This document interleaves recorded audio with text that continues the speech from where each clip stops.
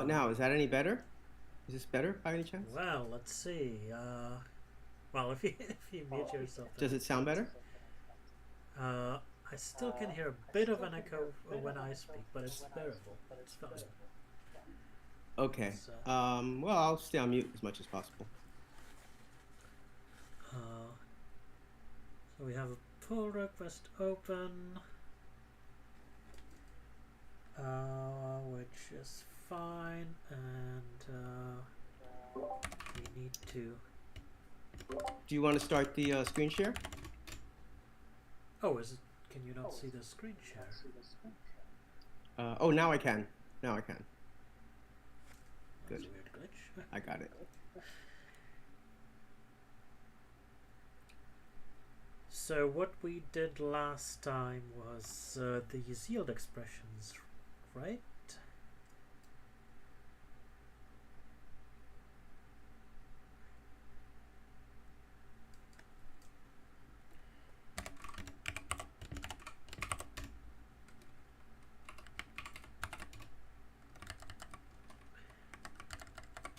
I guess we ended here where underlying iterator for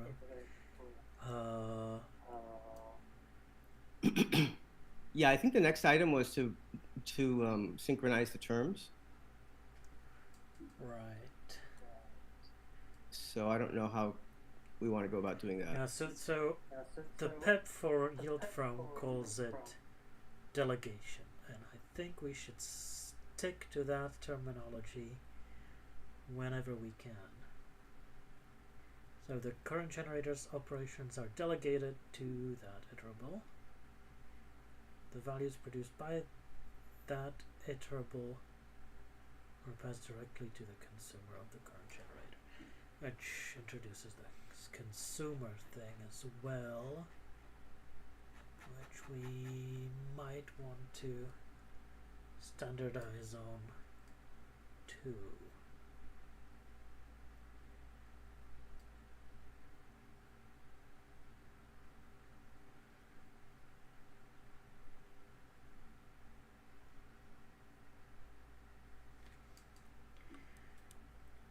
So, okay, so we can either do something with delegation or we can use subgenerator.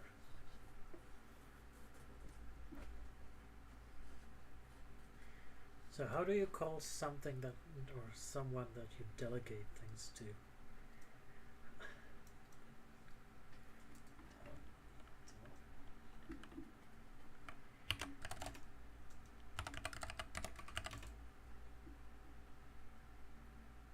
Delegate? Well, I guess there's the delegate and the delegator. Okay. Does that sound right? So we say, unlike an ordinary loop, yield from allows the delegate to receive, send, and return values directly from the calling scope, and return a final value to the delegator. Or the delegating clause, whatever. Yeah, the delegator. Yeah. The delegating clause function, the expression, generator. Oh, okay, yeah. Yeah, well, I guess at the point where you receive the final value. Yeah. Okay. We think about the function.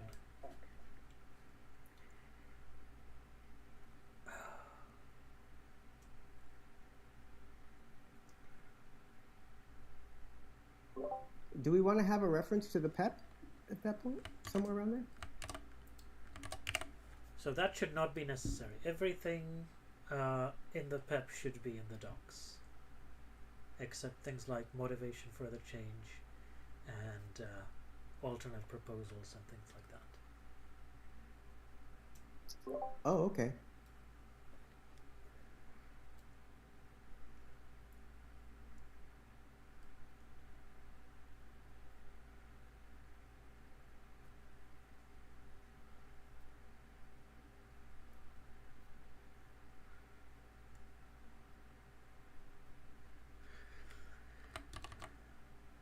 Oh, that actually looks kind of good, I think. I guess I use it in all the examples.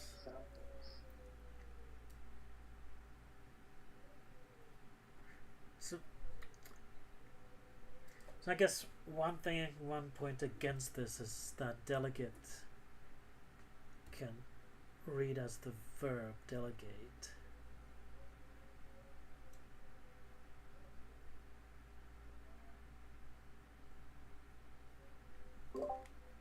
Oh, I see.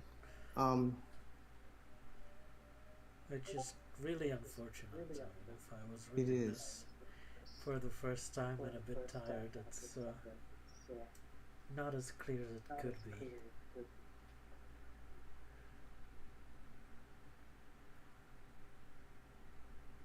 I mean, I suppose you could say delegatee, but that seems a little, I don't know, maybe that's very American.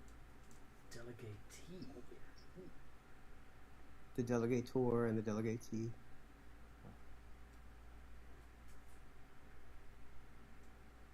Or delegated? Yield from delegated. Or we use the other one, subiterator. SBU? Oh, sub. Oh, I see. Okay. Subiterator. Oh, yeah. Oh, okay. Sure. So I guess that's the iterator that provides part of the sequence, like a subsequence. Or subiter, and at this point it would be subiterable, not necessarily an iterator. So from subiterable is used. Subiterable must evaluate to an iterable. At runtime, the current generator's operations are delegated. That's good. To that iterable, yeah. The subiterable.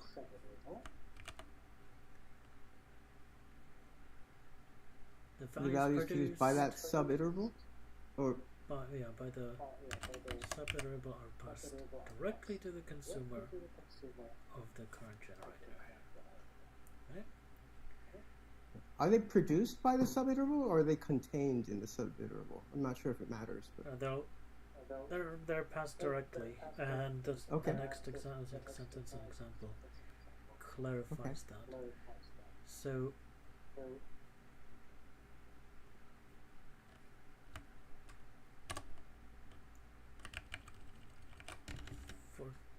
For simple iterables, yield from subiterable is essentially a shortened form of for item in subiterable yield item. If you have functions like that,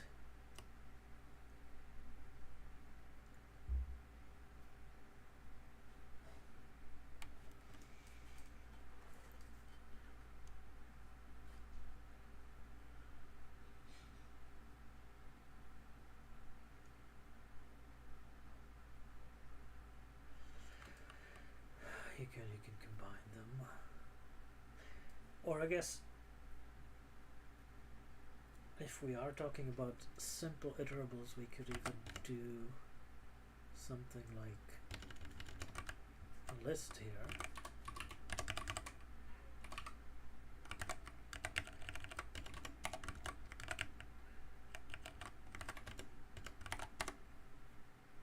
And not call a function at all.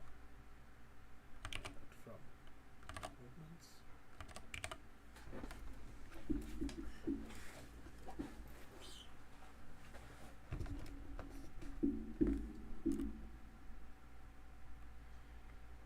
However, unlike an ordinary loop, yield from allows the sub-iterable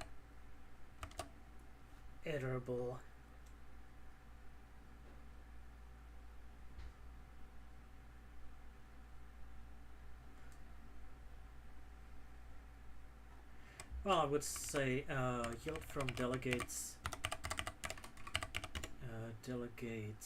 the entire generator protocol.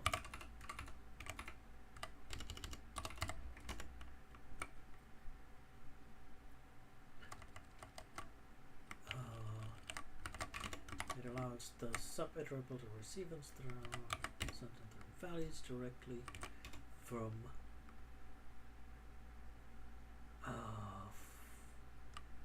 the consumer. I guess we standardized on that one, and return a final value to the delegated function. Alright, let's try that. So when the sub-iterable is complete, the stop iteration value attribute, the value attribute of the stop iteration instance becomes the value of the yield from expression.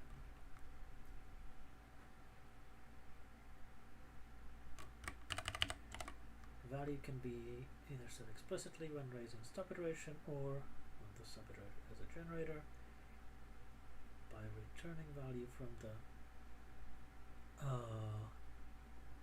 sub-generators underlying function. I guess sub-generator is clear here. And we really need an example here because this is very dense. And I guess the PEP doesn't really have good examples, and we checked that previously, right? Why would you do this? Generators as threads.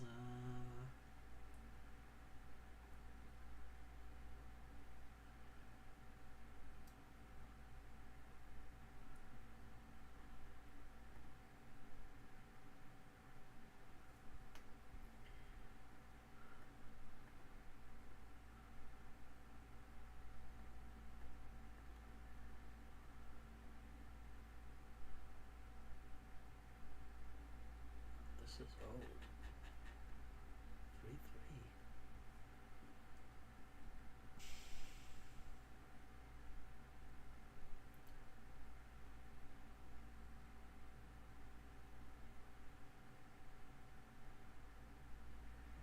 Using send and return with value to implement a parser.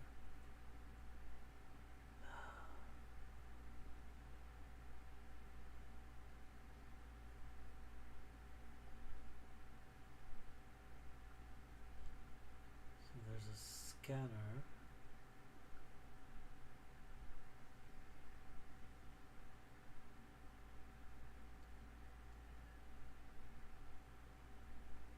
Function to parse a sequence of items.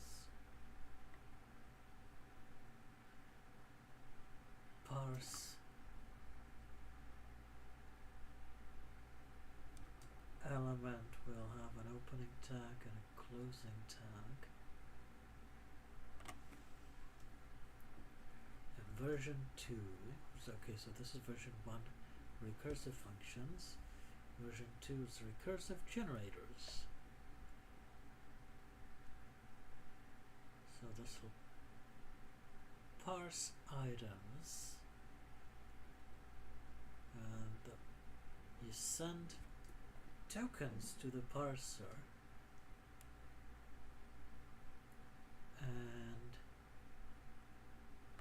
you receive a result in the stop iterator exception.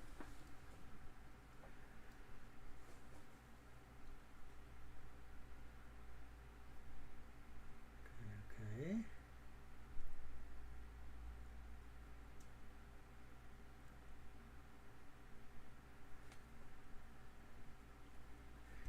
Now this doesn't really need yield from. Oh, it has yield from here. So parse element equals parse elem, and that has yield from here. That's a rather complicated example.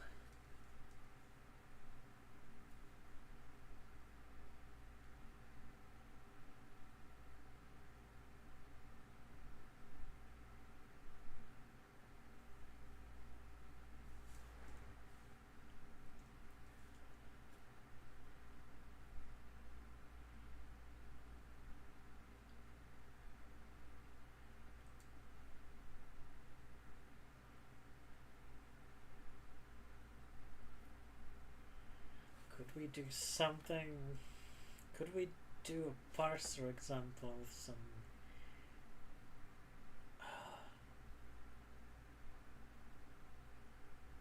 easier syntax? Or anything that's useful that you can parse is really complicated.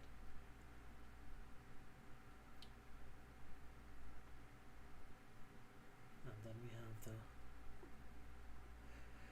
parser itself. Right, and then on yield from we have co-functions which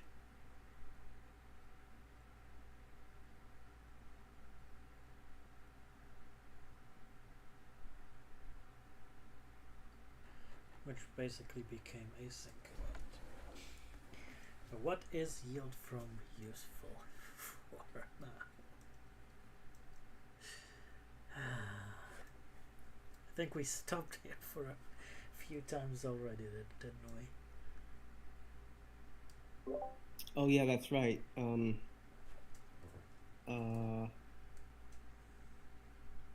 Well, I'll go ahead and phone a friend. Let's see if anybody has any suggestions. Phone a friend. You have friends who can help with this? Well, I'm using the term friend loosely here. Basically, just checking to see if any of the other writers are online. Oh. Okay. Well, I'll just put to do find a good example.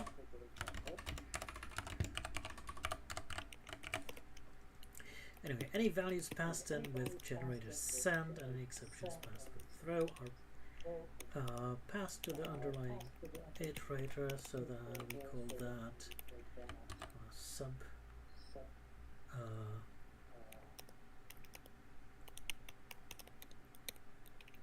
generator or sub iterator.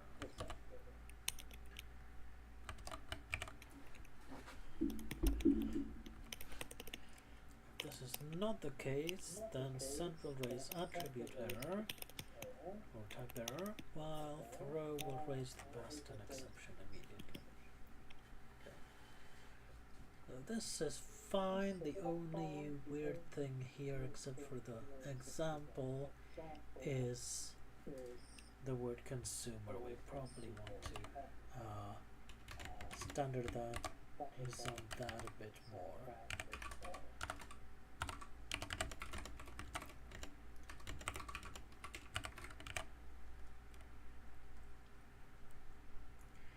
And then we say where yield expressions are allowed. The yield expression can only be used in the body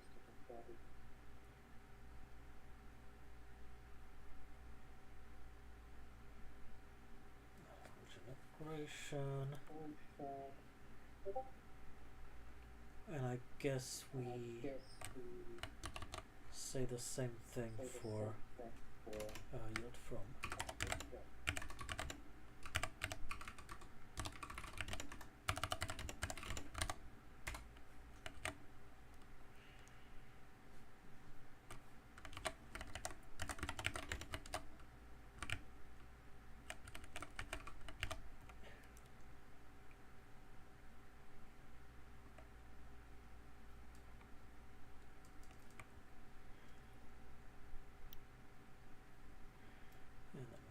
Formal grammar, how does that map to the actual grammar? Do we have something like a yield atom in here?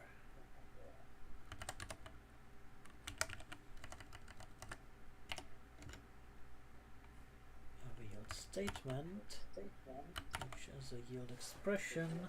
A yield expression is yield from expression or yield star expressions.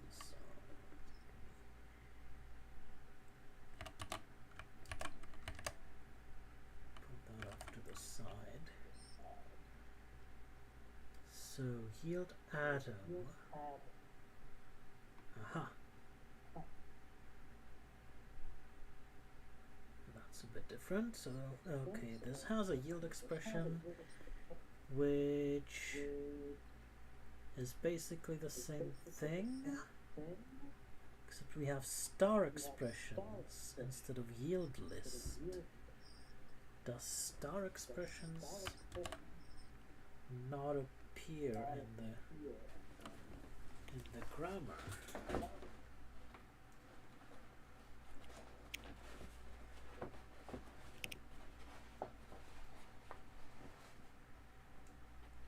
Elsewhere, I think it does.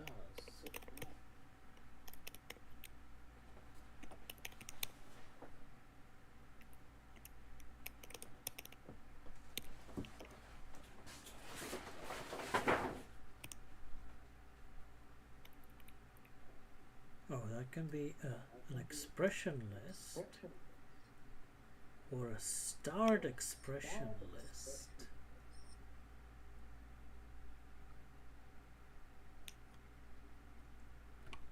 How does that work here? Let me look in the grammar.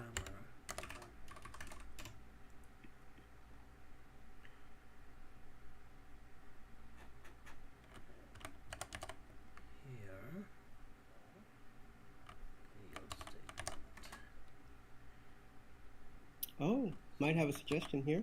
Hang on. Let's, I'll drop this in the chat. Take a look at this link and see if you like it.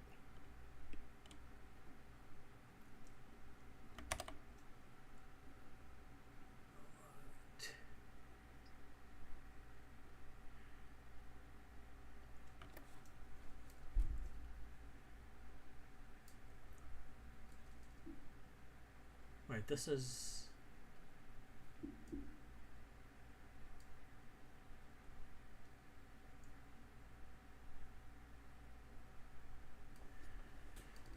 okay. What does this do? Yield from models, article, lint reference text. What are we doing here? Looks like it's processing Markdown.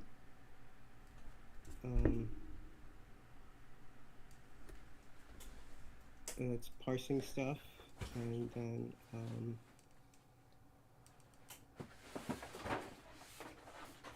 get string on. Oh, so it's looking for HTTP instead of HTTPS or something like that.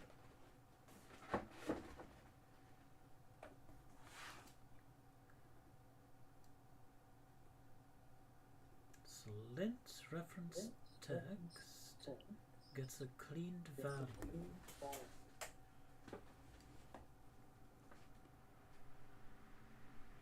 Oh, I guess if you're linting stuff, you might want to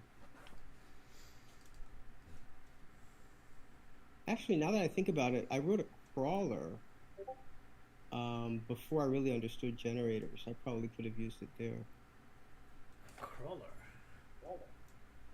Yeah, basically it would crawl Google Docs, which are in a very strange format, and then it would look for URLs within Google Docs, and then it would follow them to see if they were broken.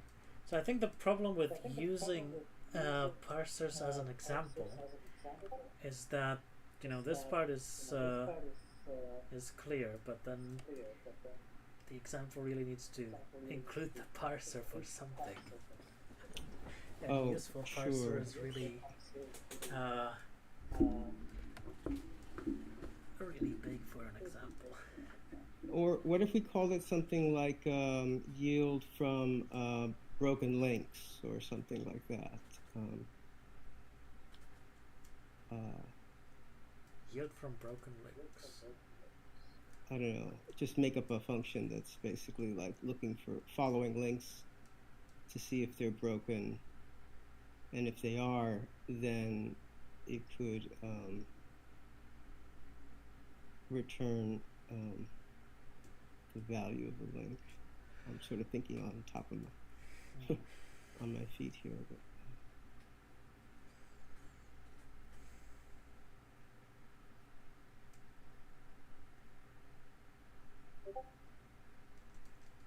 Because presumably the yield from the whatever models, article, lint reference text, that's a function that's already running or was started at some point, right? This one? Well, let's start Yeah, here. is that right? Is it? Well, that's called here. So It's called. here. Okay. It'll. Oh, I see. It'll yield whatever it's going to get back. It'll yield strings that like thing. this. Right. I see.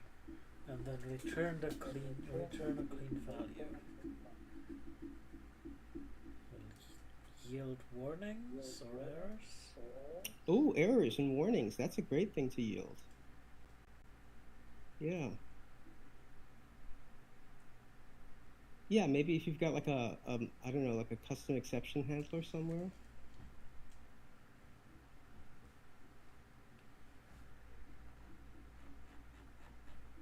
What is taxonomy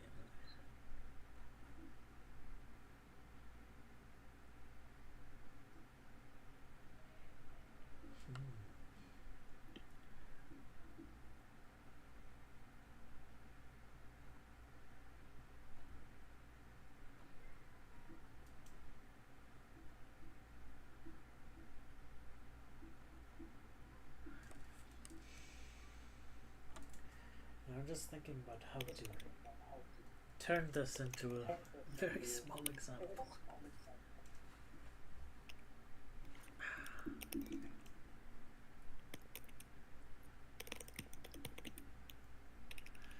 Don't know yet. Anyway, so let me go back to untangling the formal grammar for a bit.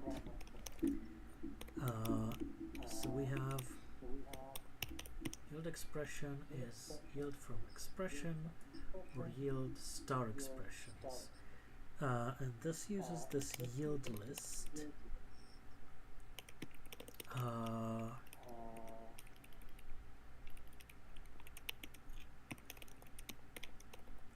And I guess yield list is then equivalent to star expressions.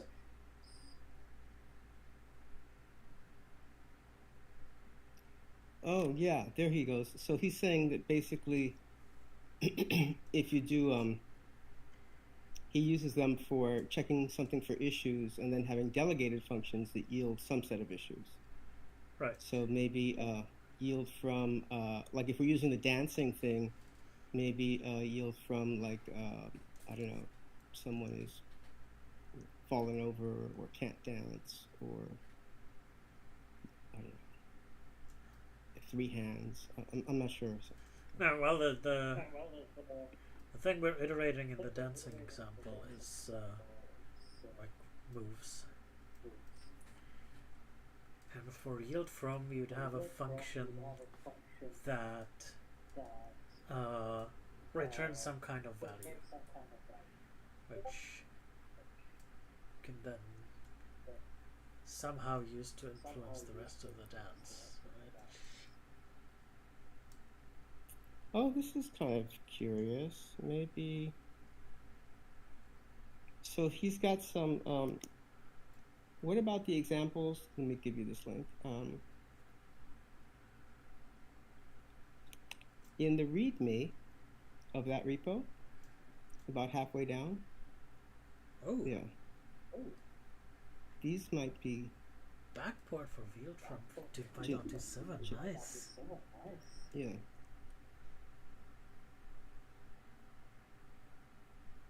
Oh.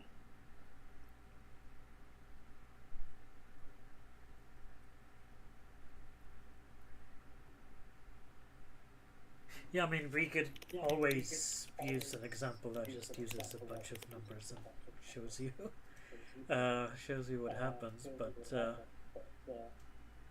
doesn't really make a good example, I think.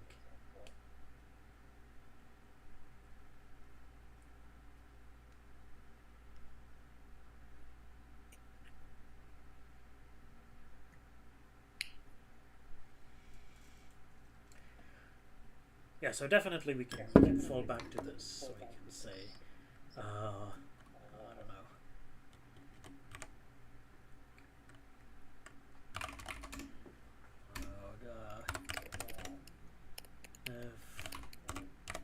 sub generator, and we'll do yield 1, yield 2, and well, return yield 2. Can we do that? No, we have to put a parentheses around that.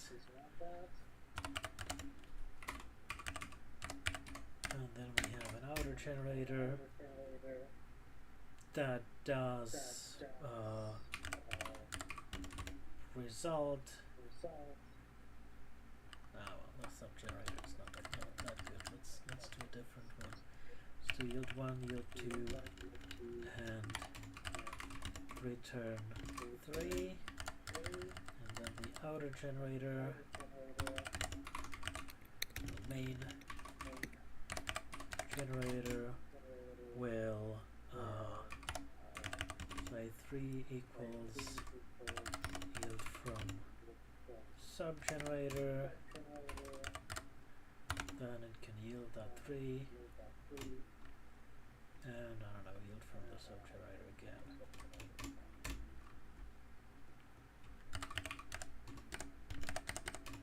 And then you'll get 1, 2, then the 3 that's returned, and then 1, 2 again. But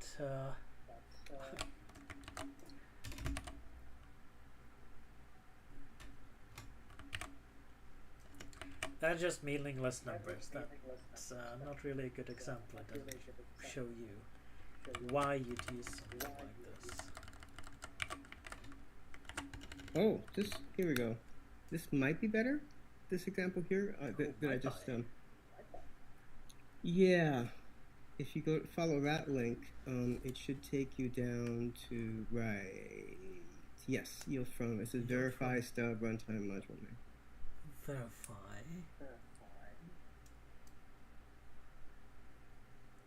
And if that fails, you yield another error. There are a bunch more instances. Yeah, but we want to use the result from the yield from. Yeah.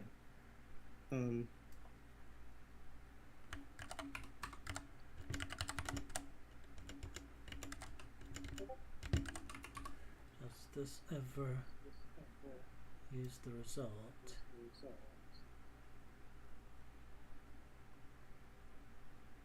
No. They're not exactly what we're looking for. Oh, there's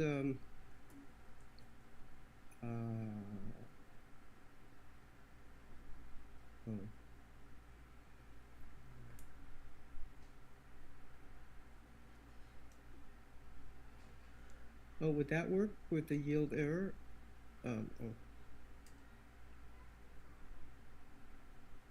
Which one? Where it says yield from and then it says yield error.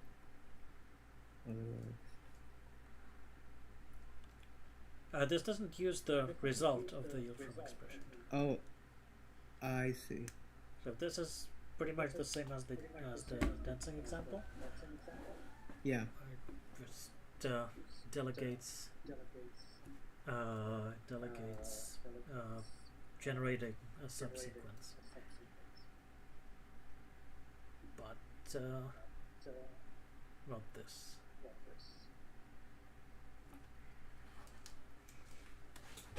Okay.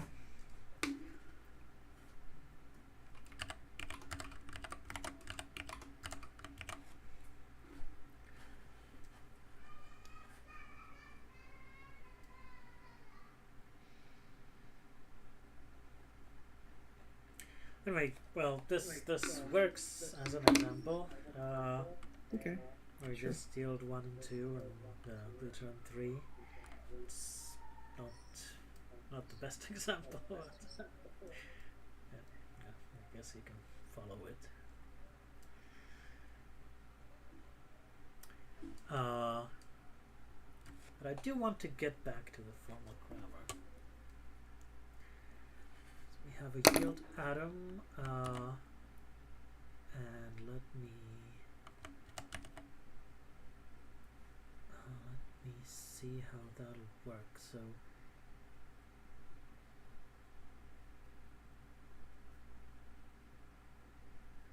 yield expression. Oh, yield expression can appear in a group.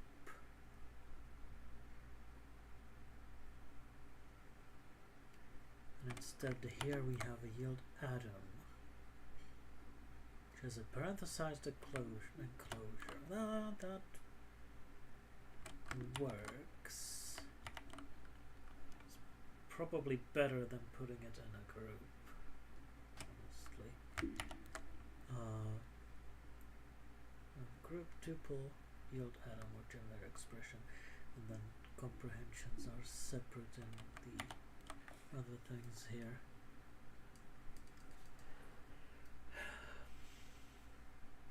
So you can have a yield expression inside parentheses, and the yield expression can have yield from expression, so this is fine, or yield in yield list. And now I want to see this yield list can be expression list or start expression. What are those?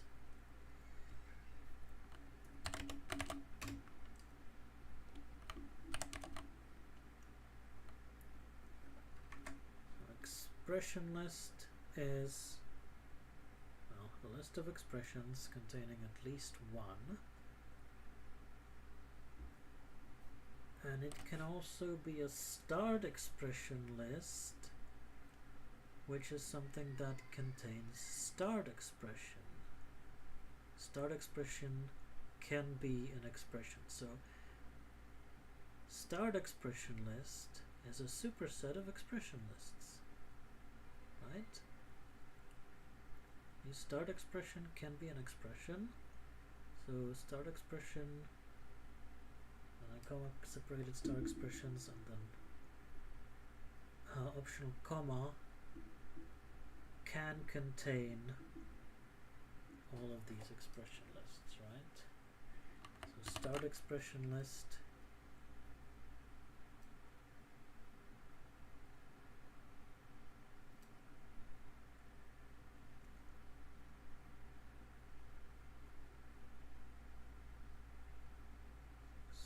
thing.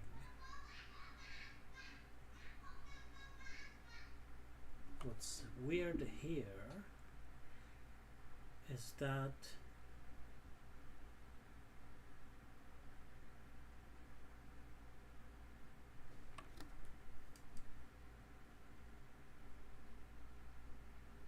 it cannot yield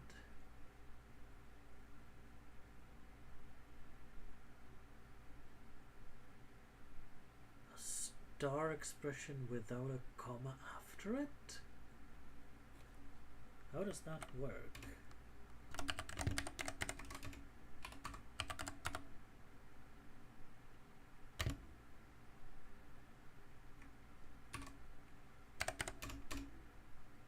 Can't use start oh! Is Can't use start expression here. Is it a tuple? Is that the deal? Oh no.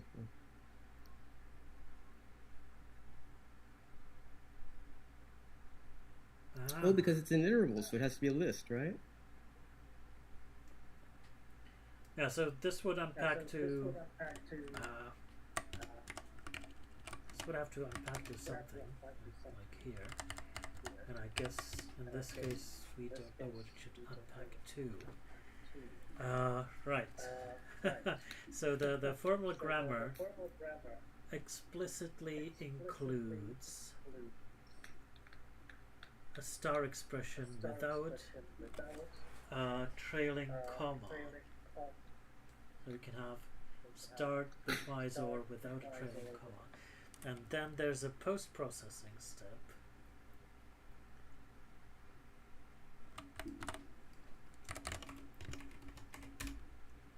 I guess in this codegen.c that looks for this piece of the AST and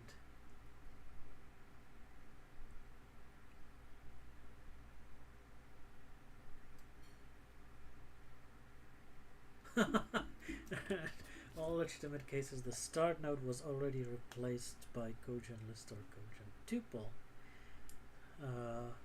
So a start expression cannot be used in cases like this. Now it would be nice if the grammar encoded that,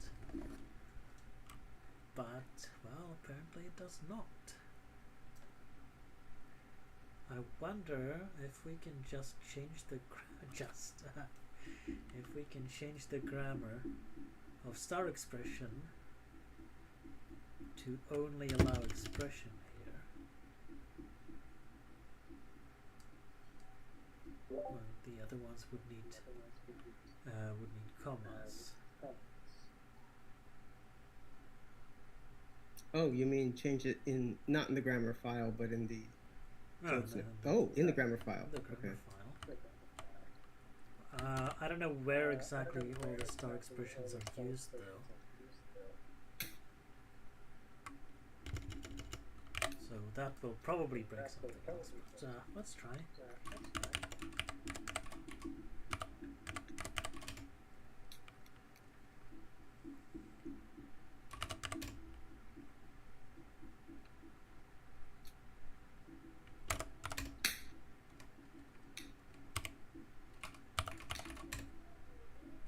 So now we get invalid syntax, and I don't know if it breaks anything else. We can try.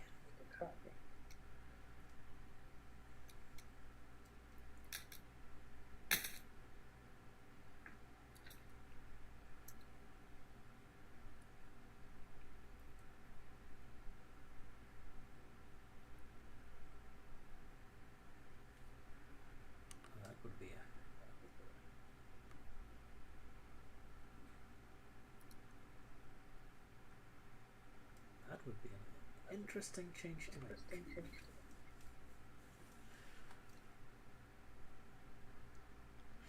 But yeah, looks like this is fine. So if you have a start expression, you do need to have a comma after it. So this is good. And then after the formal grammar, we have examples. There's a simple example that demonstrates the behavior of generators and generator functions. For examples, using yield from CPEP 380 and what's new in Python.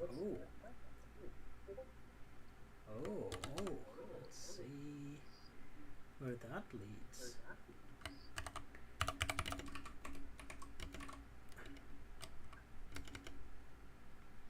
I should probably build the docs.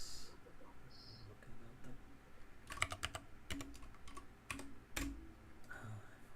at them.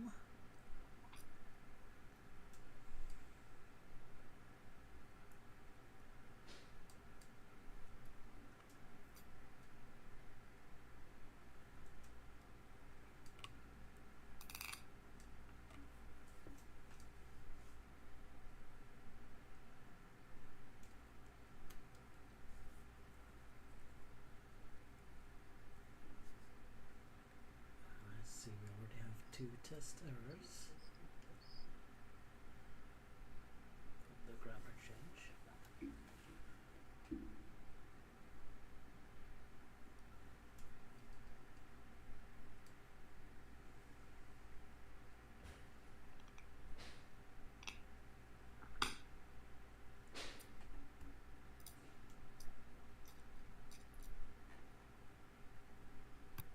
So examples.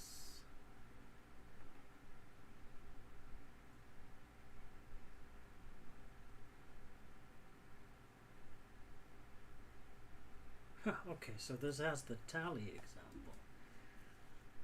So first we have simple iterators, yield from iterable is a shortened form, blah blah blah. And then this is the same wording as in the docs. So we have accumulate, which keeps a tally, and then it forever will receive a value. If the value is none, then it'll return a tally. Otherwise, it will add that value to the. This is the the running total, and then this will gather tallies. So it will yield from accumulate. So anything you send to this generator will be sent to accumulate. Once you send none, it'll end and put the result in this tally, and that'll get appended to a list. Oh. So if you have a list and you call this gather tallies to add to it and start the generator, then send the values 0, 1, 2, 3, then send none to finish the first tally, then send values 0, 1, 2, 3, 4, send another none, then this list will be filled with the sum of the first 4 numbers and the sum of the first 5 numbers.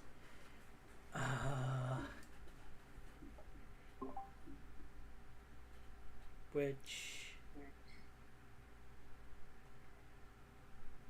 illustrates what the feature does. I don't know why you'd need something like this though.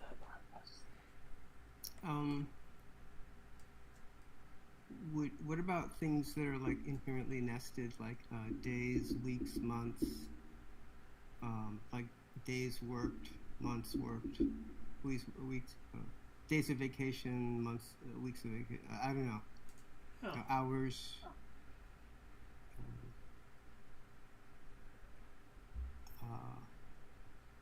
Hours worked, days worked, weeks worked. I don't know, something like that. And then maybe have another one for vacation or absent. Days present, like a student, like the number of days that they've been to school, the number of absences. I don't know. Yeah. It's hard to find a use case for this. That's small enough to fit. Yeah. Well, it's funny because it's kind of like inherently like a big thing, right? It's something that you do. Yeah. It's something that you use when you're. Yeah. So it's kind of shrinking it down. Yeah, it's something that you do when you have like some building blocks that you need to combine together. But those tend to be big. Anyway, we can just take this. Yeah, honestly, why not? Sure. We can take this because, for examples, blah blah blah, see somewhere else. I mean, linking to what's new is Python 3.3 isn't that good. This uses some like outdated idioms, and we can't really update it anymore. So let's just take this and put it here. And instead of while 1, we can do while true. We can do that now. So I like to remove these blank lines.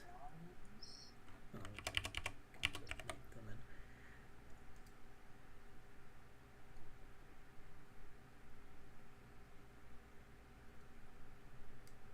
So the main principle driving this change is to allow even generators that are designed to be used with a set of throw methods to be split into multiple subgenerators as easily as a single large function can be split into multiple subfunctions. And That's a good motivation.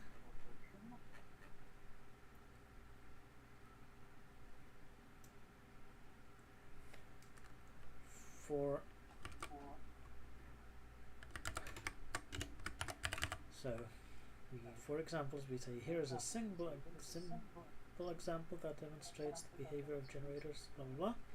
And we can say here is a more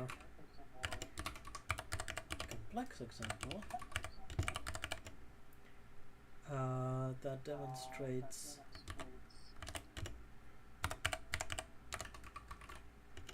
delegation of sent values or values sent using the send method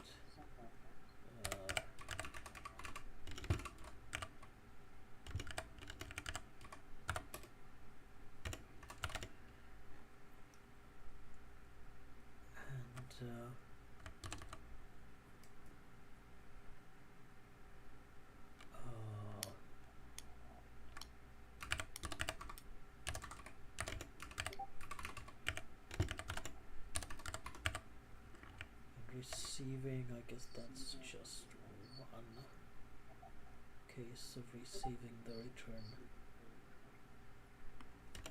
Receiving a return value.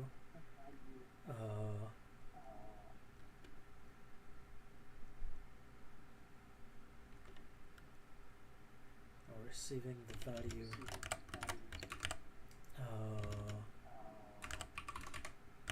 returned by a subgenerator function.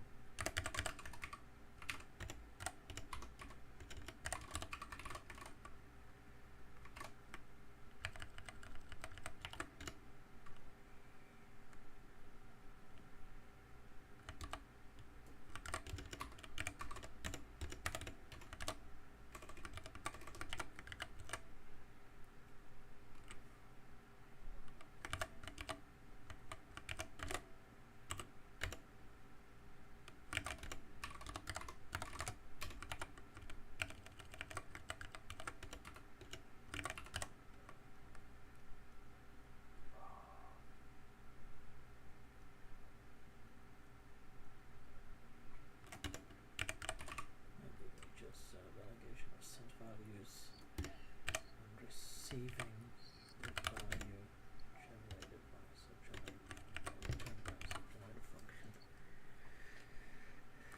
Can we live with that?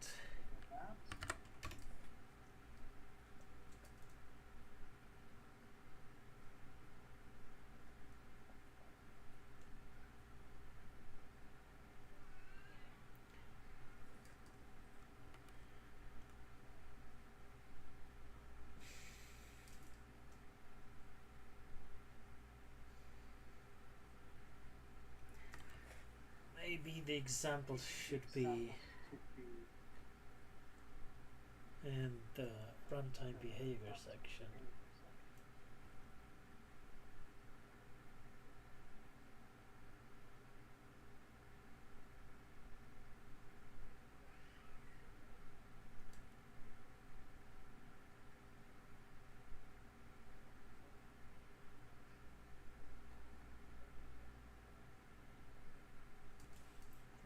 To look at that afterwards.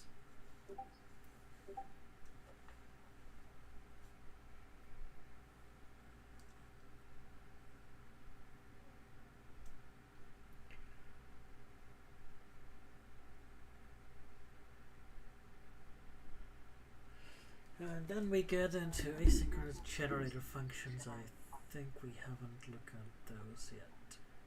But in the meantime, we got some failures.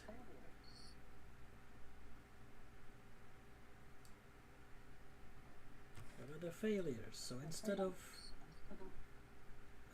syntax error can't use start expression here, we got invalid syntax, which is fine. Next up, instead of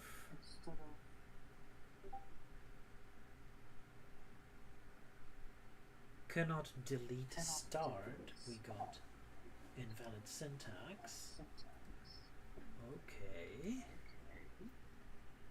Instead of cannot delete start, we got invalid syntax.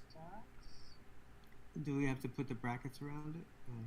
Instead of cannot use start expression here, we had expecting a valid expression. Oh, so all the failures are just about error messages. That's great.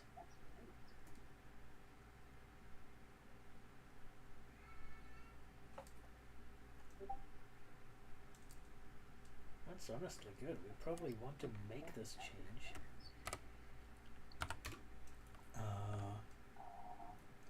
I'll put that in my to-do list though. What is it that we have to put in the to-do list? Change the error messages? Change the grammar. Where is it? Here.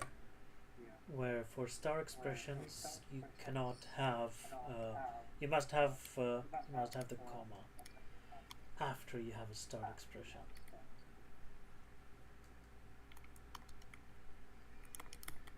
So this div here.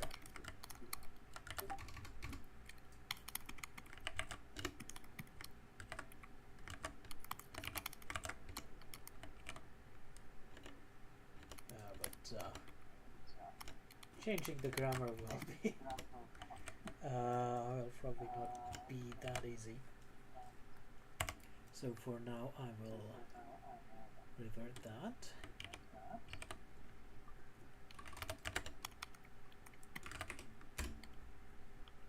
Generate the grammar again and just concentrate on the docs for now. So ultimately I do want to ideally change the grammar itself to properly reflect what Python accepts, so that we don't have these compile errors in later stages if possible. Stuff like yield from outside function is probably good at the later step, but can't use start expression here. No, that should be reflected in the grammar.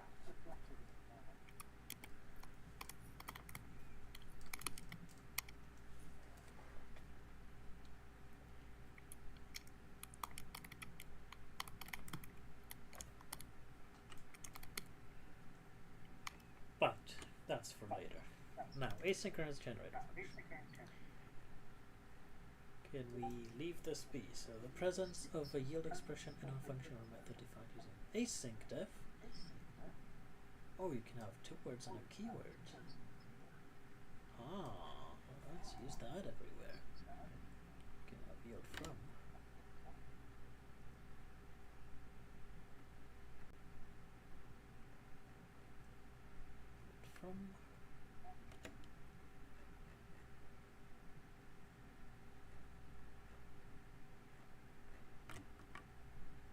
I guess that's it.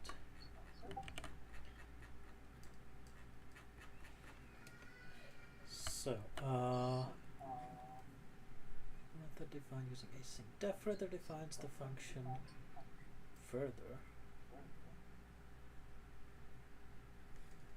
How do we word this for yield?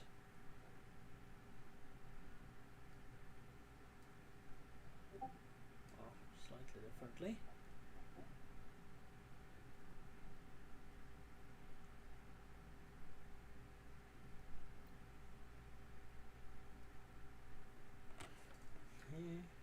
Further defines.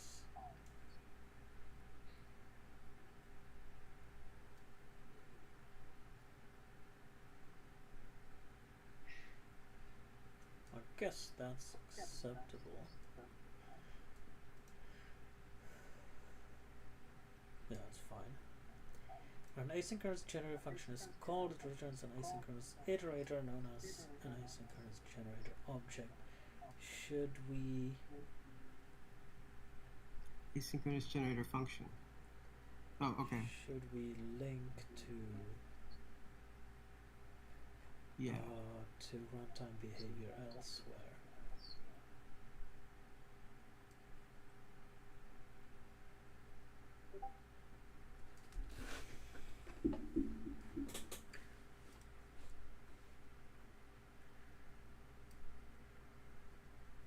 We probably have that covered elsewhere. Calling one of the asynchronous generator methods returns an awaitable object, and the execution starts when the object is awaited on.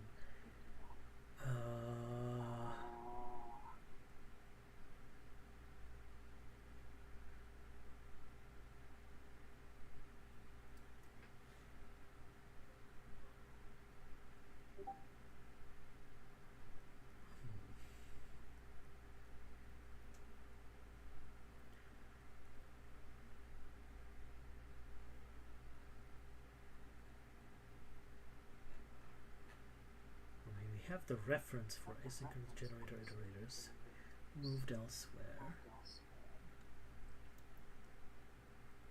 and we have generator types with kind of a long introduction for them.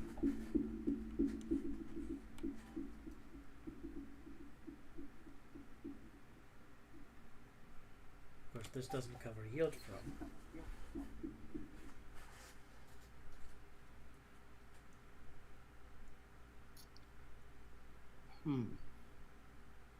But yield from is more of a syntax thing, like it doesn't affect the interface of the object, so that's probably fine.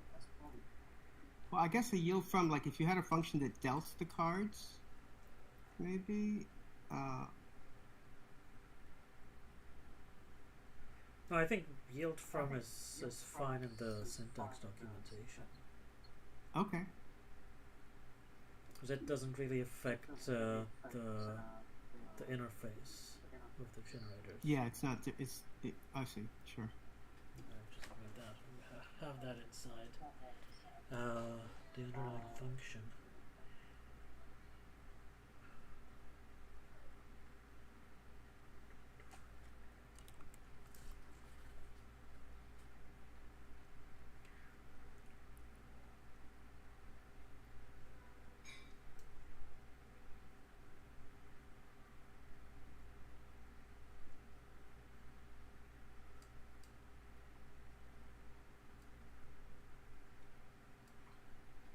I'm just tempted to leave this be for the first pull request. It's not a bad idea. Yeah, because that way, I mean. Yeah, we can see what people think about this reorganization. Exactly. And, yeah. Then do the same thing for asynchronous generator functions. Yeah, let's do that. Yeah. So we're done here.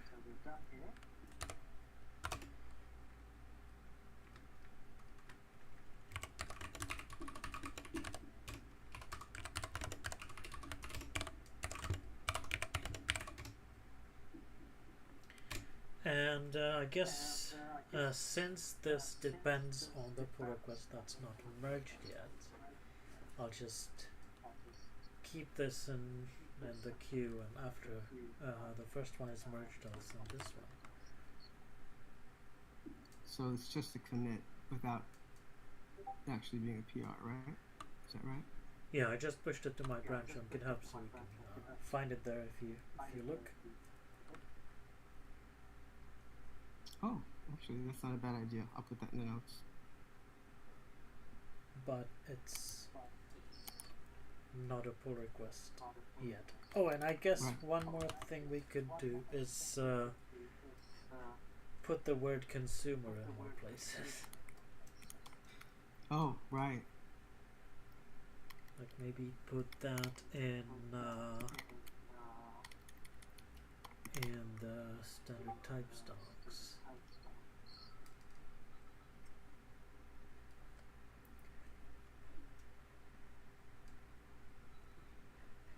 So what does this say?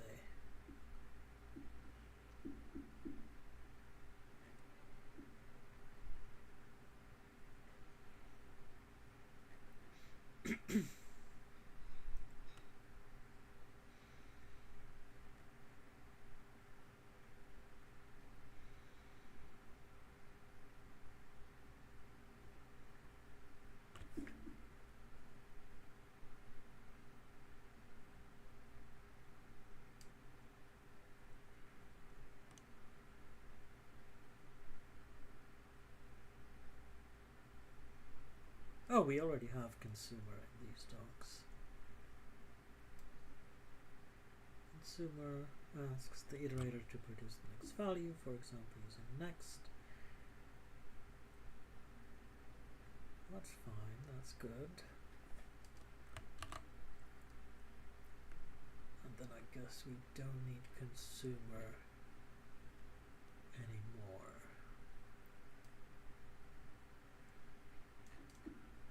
Do we need it in expressions?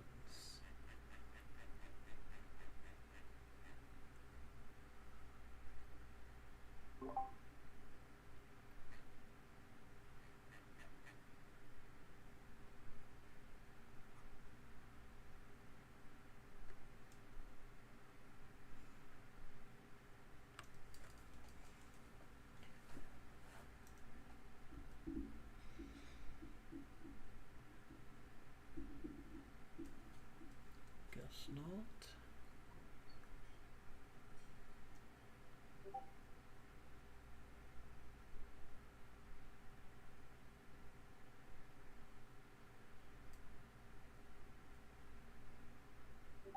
Guess it's awkward to call the caller of send a consumer.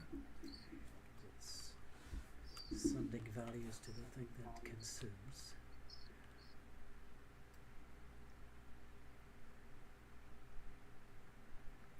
Yeah, I guess we're fine on consumer.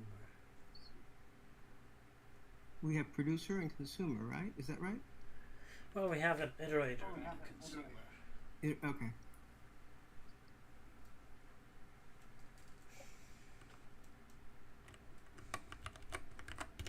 So yeah, basically, I guess that's it for this branch. What do you want to do next?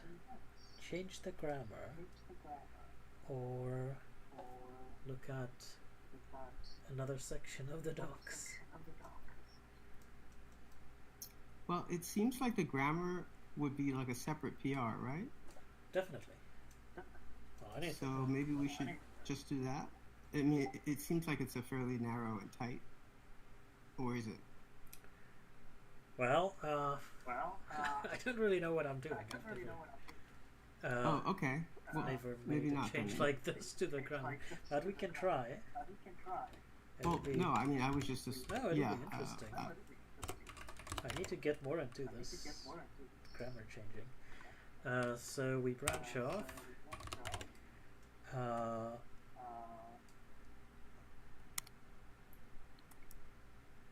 And that will be no lone star expression.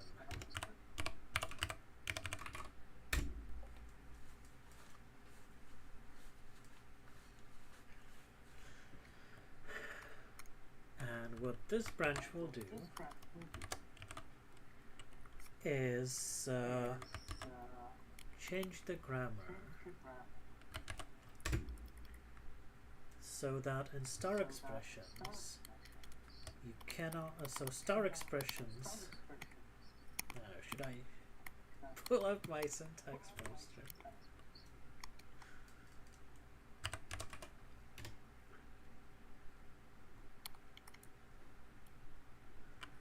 So this is how I think about grammar. So there's this thing called a star expression,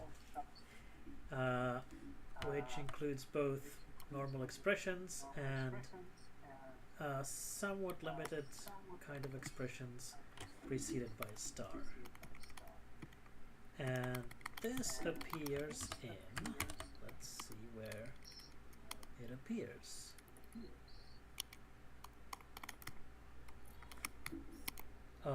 So it can be used as a simple statement.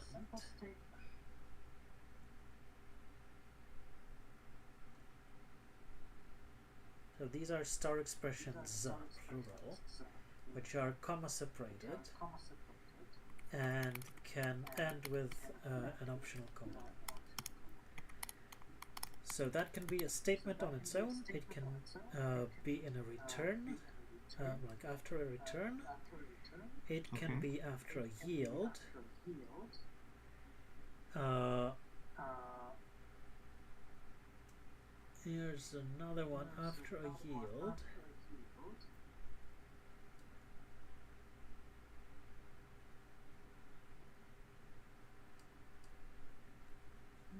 And it can be after the in a for loop. There's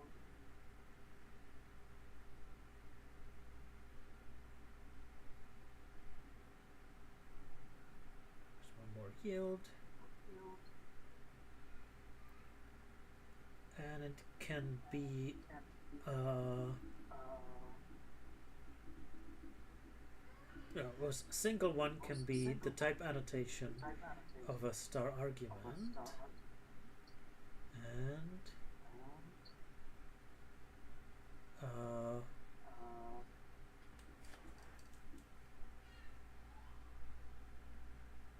another type annotation. Right. So, and I think in all of these cases, let me check for the for.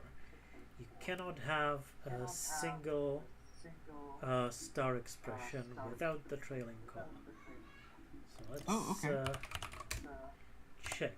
So for something in star anything, it says can't use star expression here. Okay. So you either need to put in a comma after that, which is the same thing as putting this in parentheses, or you need to like enclose this in something else, or put something afterwards. Oh, but there's a comma in that case anyway. Yes, there's a comma in that case. You cannot have it without a comma anywhere. Okay, but that's correct. I mean, that's expressed in the diagram, isn't it? It's not. Oh, I see. Okay. So if I load up the diagram again, so this allows a single star expression without a trailing comma. Oh, I see. Okay. And the reason it does that is because the grammar allows that. Star expressions, which are, for example, a thing after yield, allows star expressions, and that allows star expression, and that allows this, and well, that's it. Right, so what we want to do to make this grammar file correspond to what Python actually accepts is this. So in the cases where there's no comma afterwards, it can just be an expression.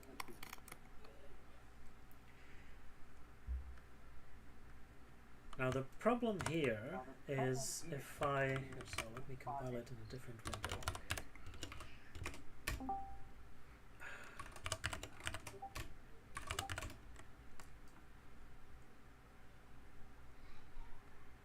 So the problem here is when I finally compile this and try it again, I get syntax error, invalid syntax, instead of can't use start expression here. And the reason for that is this is now just invalid syntax. Instead of going to the cogent step, which checks for the invalid cases and raises an error. Right? Okay. So what we need to do is add an invalid start expressions rule.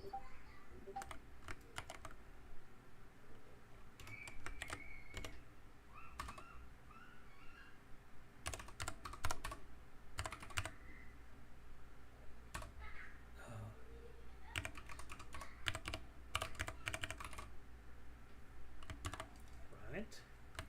And what the invalid rules do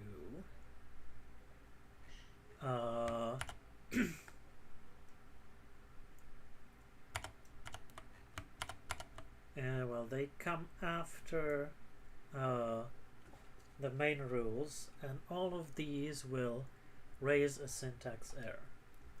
So there's a so how the Python parser works is it parses the input using the normal grammar.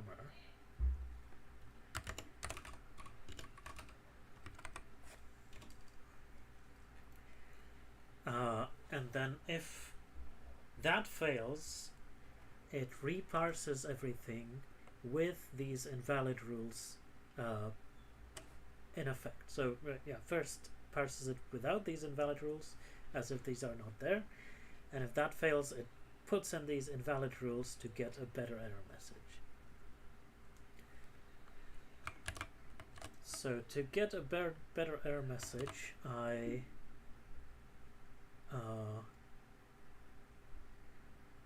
will add somewhere, I don't know where exactly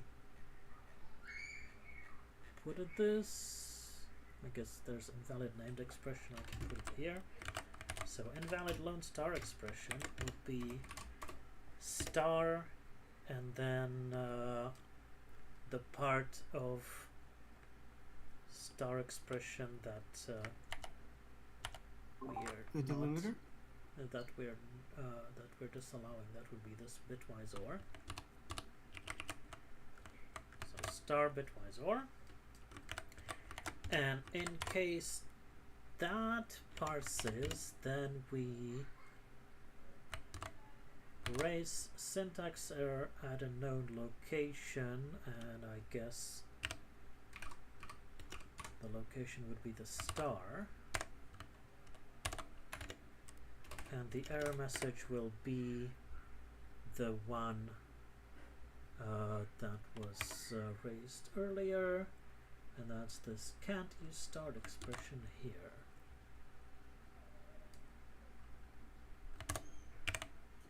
Right? Do you need a curly brace to close it at the end? Yes. And let's see how that works. So let me compile that in a different window again. Ooh, it worked.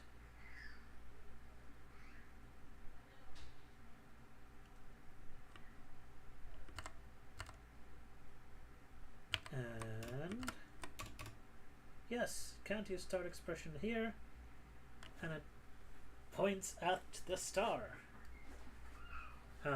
So pointing at the star is different than what we did before. Before it pointed at the whole expression, now it's just pointing at the star. So let's change that. Is that raise syntax error known range? What are the other ways to raise a syntax error?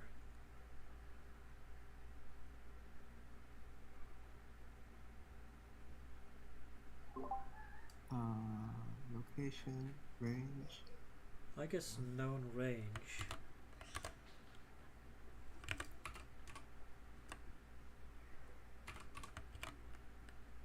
The target? Oh no, that's something else. I hope this will be from to. So let's call it A and B like all the other things in this file.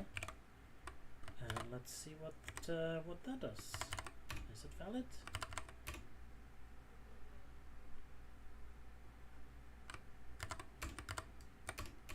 Yep, that's it. Yeah, there we go.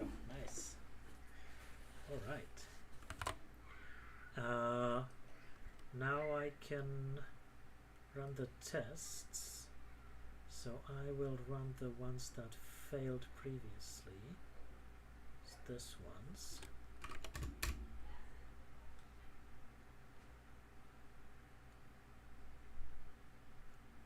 And most of them succeeded except this one. So there's another special case where if this appears in del, you say can't use start expression here. So our current code uses can't use start expression here, but previously it said cannot delete start.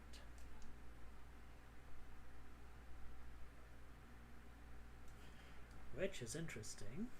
So how does the del statement look? Del, there's del targets, and del targets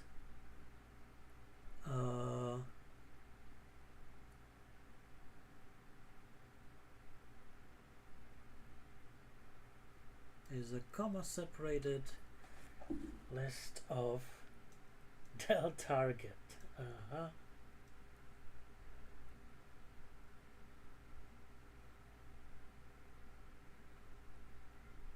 Right, and a del target can be t primary, so that's target primary dot name, or target primary with slices, or del t atom.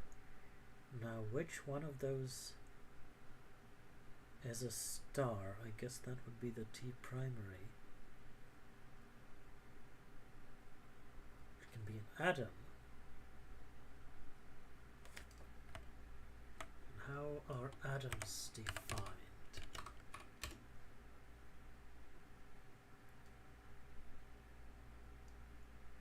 I don't think atoms can start with a star.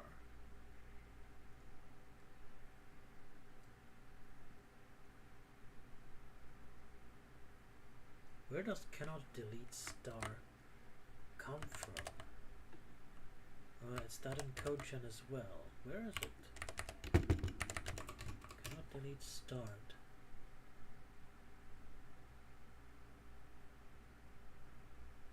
Huh.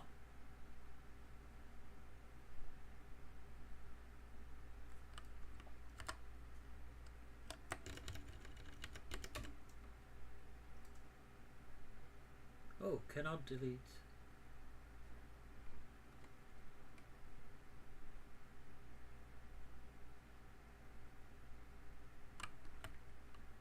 Okay, so the error message comes from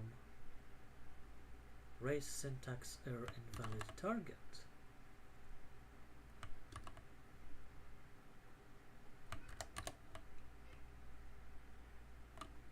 And that is raised.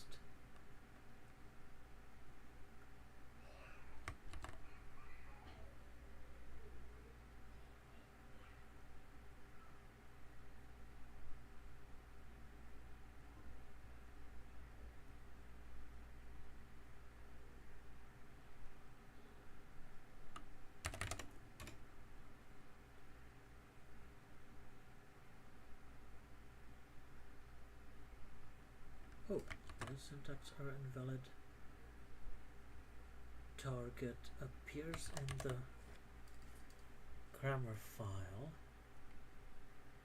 There's invalid assignment, invalid del statement, del star expressions. So I need to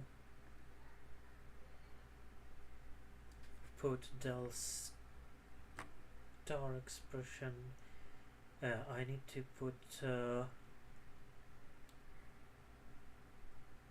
single star expression here. Is that right?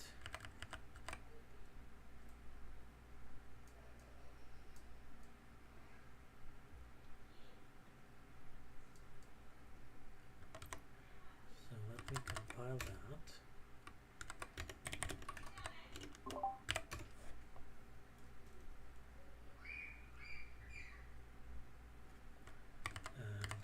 See what we get for del. Still can't use start expression here. That's good though, isn't it? No, this should be. This should be. Cannot delete start. Oh, I see. Okay. But maybe order matters, so we can do this.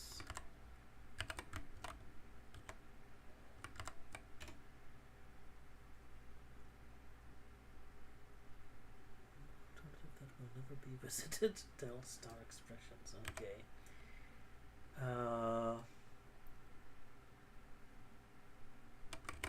So we need to do star and what was it after the star?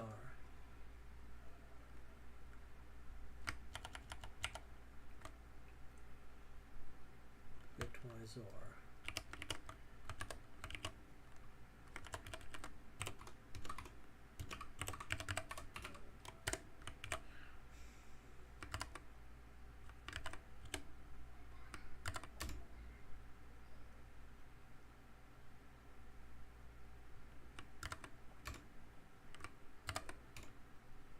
Still invalid syntax.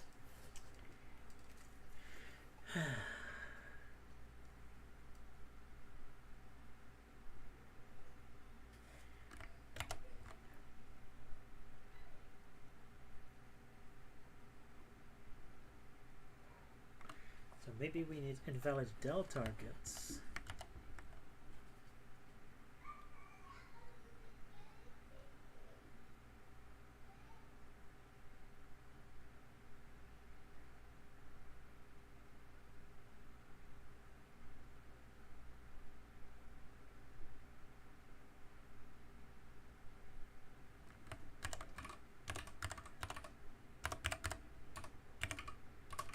Where's invalid del statement? Cool, so del statement is Is there an invalid del target? No, not yet. Could add one, I guess.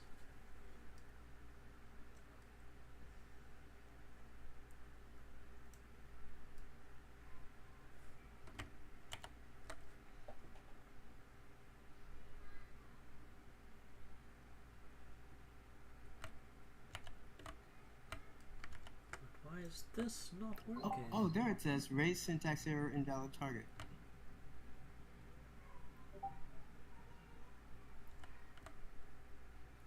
Yeah, that's this one. Right.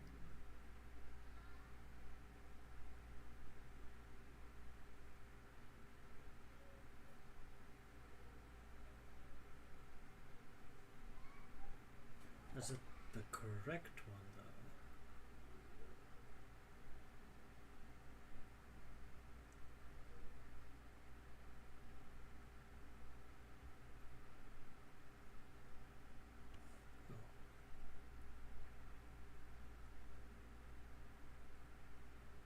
Aha, so invalid syntax error, invalid target takes target's type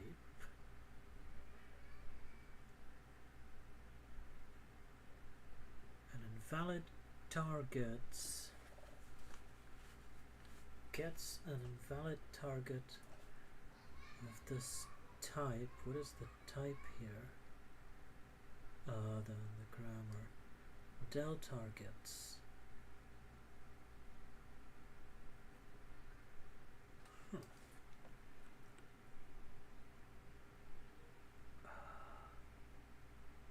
To get, because here we getting just invalid syntax. Let me check if this is the actual error message that we're hitting here.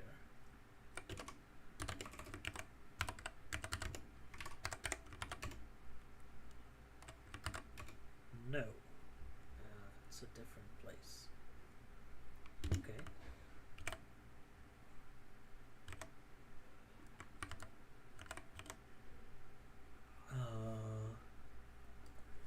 So this we didn't get here.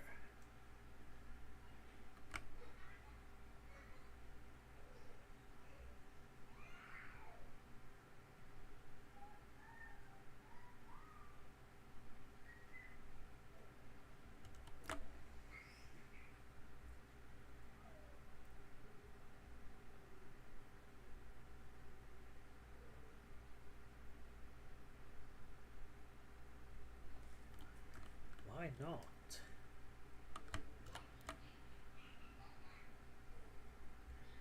So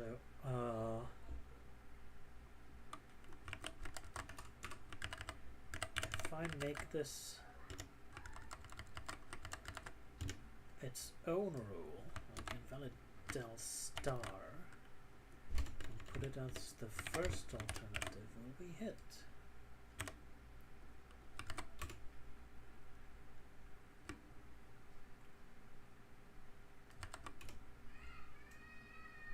No, that says can't see a start expression here now.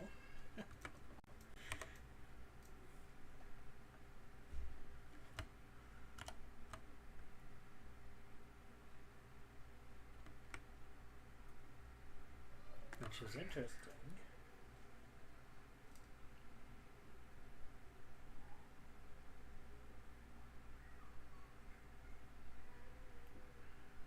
Did that hit the post-processing step?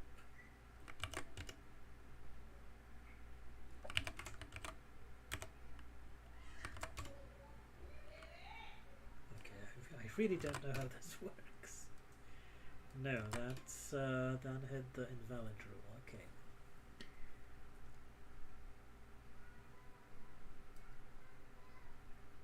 So that's coming from these start expressions.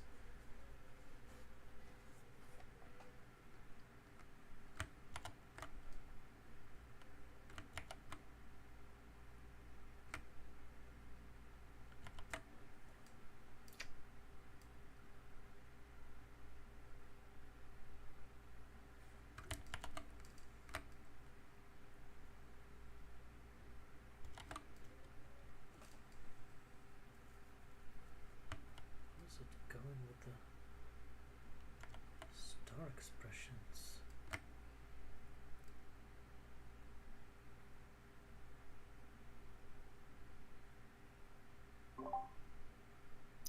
Is the del statement just the star with the bitwise or should it be something else? Like I don't know. Right.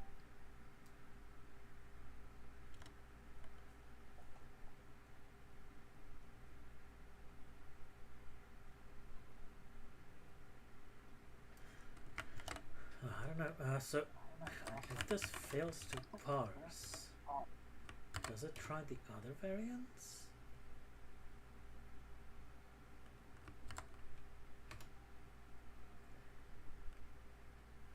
Oh, of course I removed the del statement from the language now, so nothing works.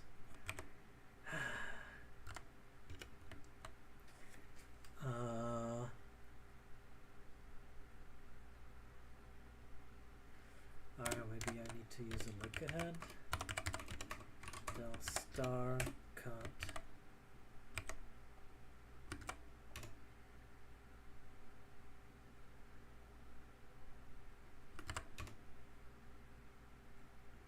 And now we have an invalid syntax at the end.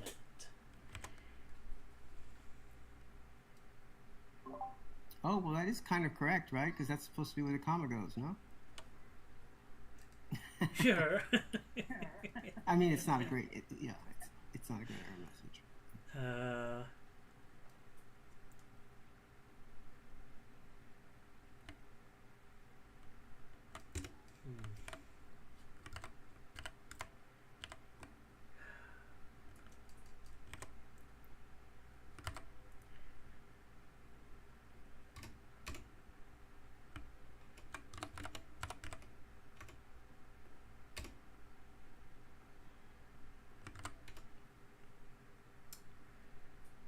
But can't you start expression here? Is that coming now from the error message we just added?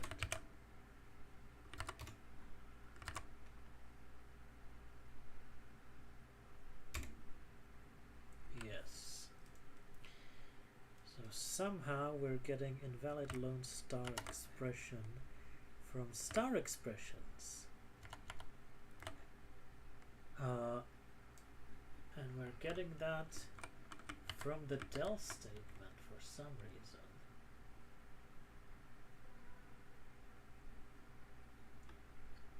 the del statement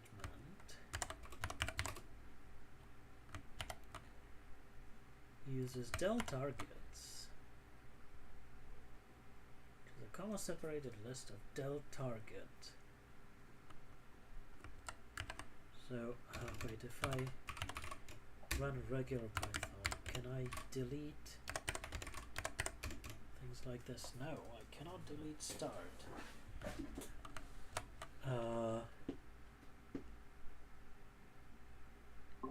Good, that's what we wanted, right? Oh, wait a second. It's got a no, comma. this is the control Python. So could I add the invalid delete thing? What did I call it? Invalid del star.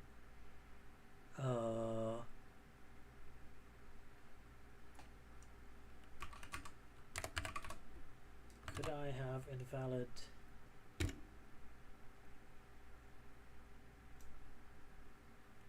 del target star like this?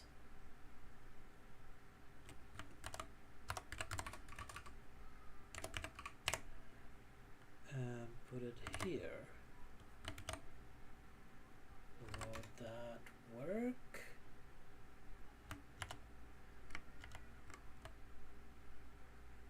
Oh, and I left in the invalid del star. I added earlier, so that one.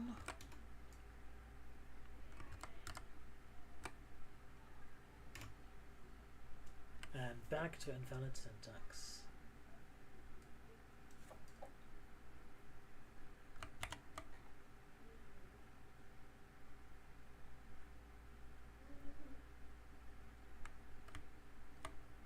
So this T primary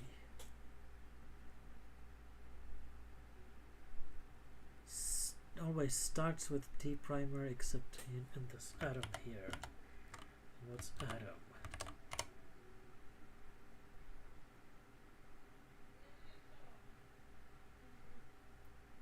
Atom cannot start with a star, which is interesting.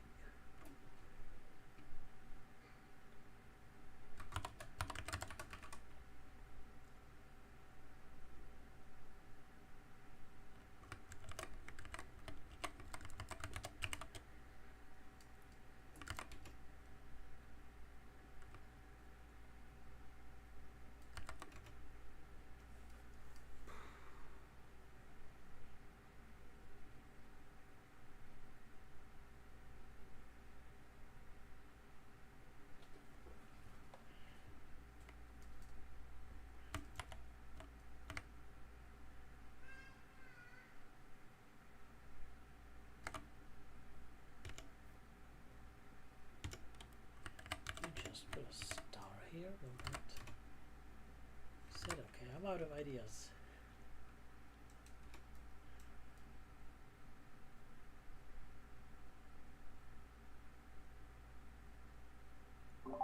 Oh, there it thinks it's a comparison? And there it thinks it's a comparison, which is interesting. Huh.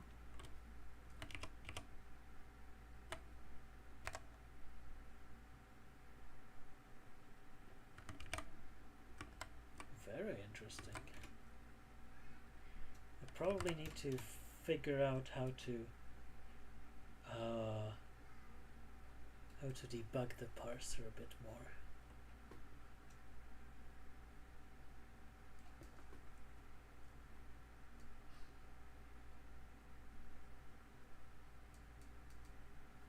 Is this where we run tokenize and see what it spits out? It's probably where we run Peach in like the tools pack generator and somehow make it verbose. Like, how do you do this? How do you do this? Need to study up on that. There's a verbose flag somewhere inside this tool.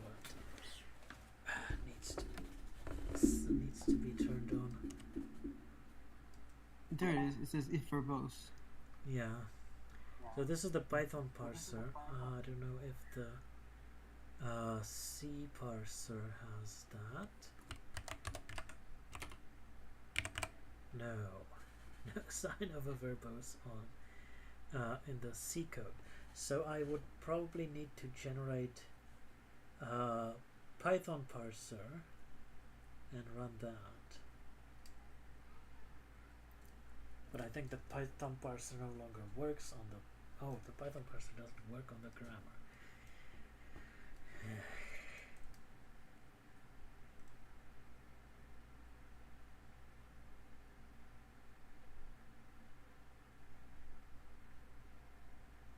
Okay.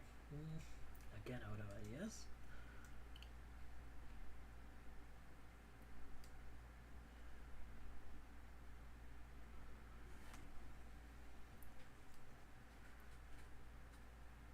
Anyway, the change itself, so far, is pretty good, I'd say.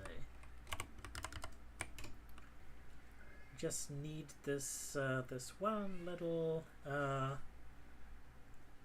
one little changed error message. You cannot delete star.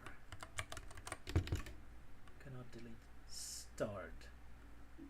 And this error message itself is not very good.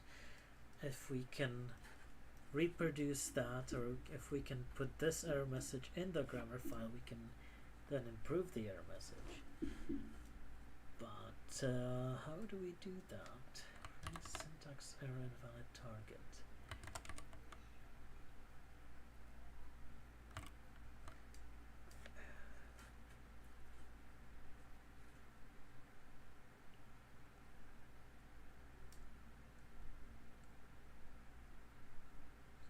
Gets an invalid target E of type.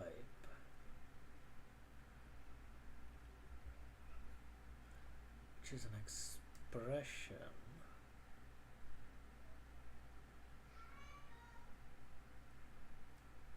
If it's null. If it's not null, then we cannot assign or cannot delete based on whether it's star targets or for targets.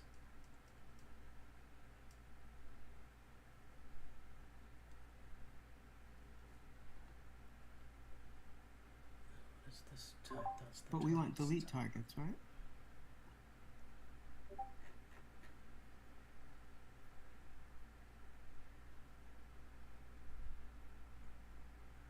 That's this del targets.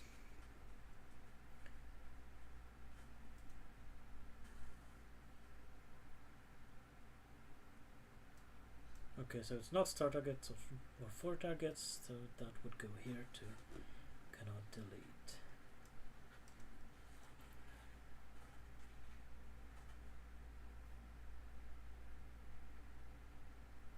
And then we return raise syntax error no location, blah blah blah. And then this returns invalid syntax. Well, this is obviously dead code. We can just remove that because the function will always return here.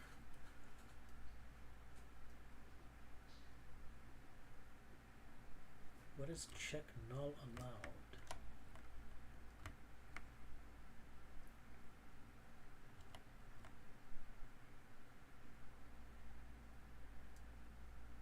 Oh, it sets an error indicator, okay. And pipe pgen get invalid target.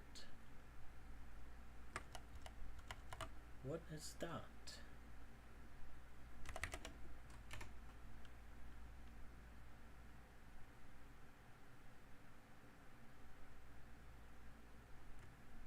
That will be here.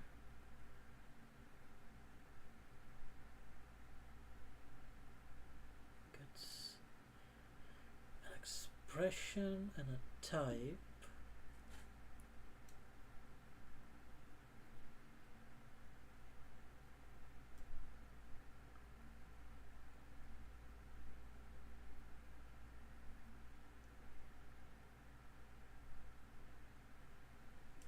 its start, we recurse to the start value.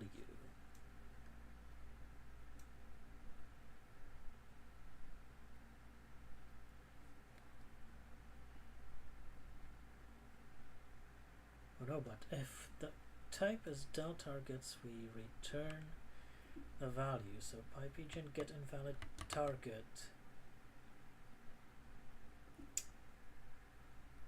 In our case, for del targets, we'll return the whole thing.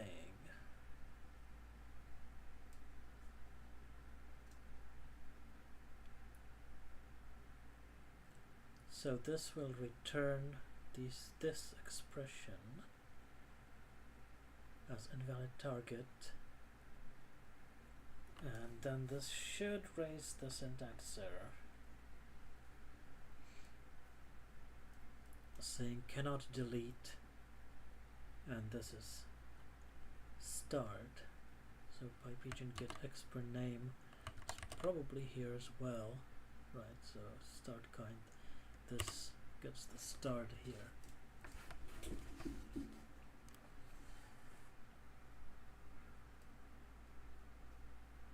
Right.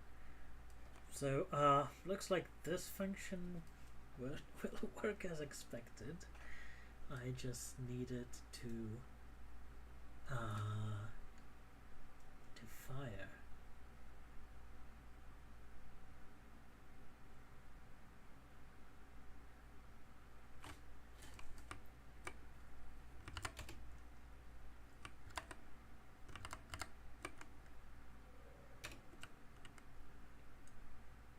So where does this invalid syntax come from?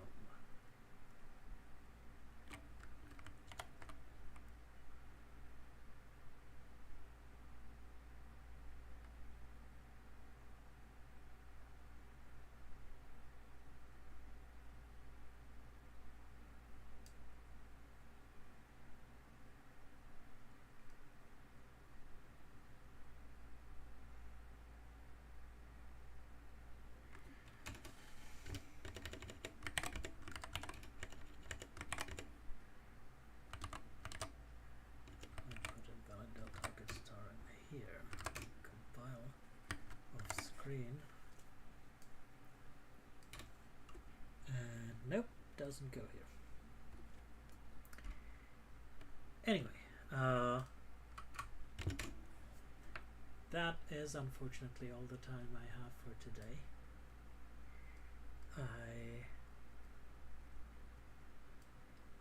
I'm a bit stuck anyway, so did you push the last commit? The commit that you made earlier? Yes, that's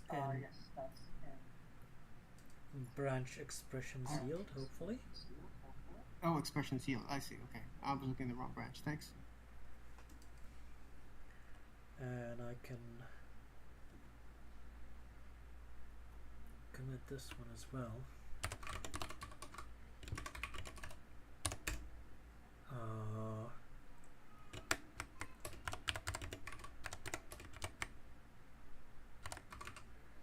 First try at disallowing del at the del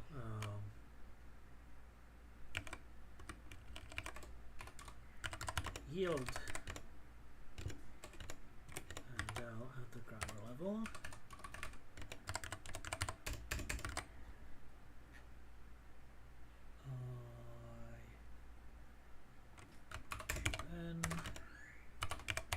And I'll push this to no lone star expression branch and to my repository, and we can continue next week. Hopefully it'll be cooler and my brain will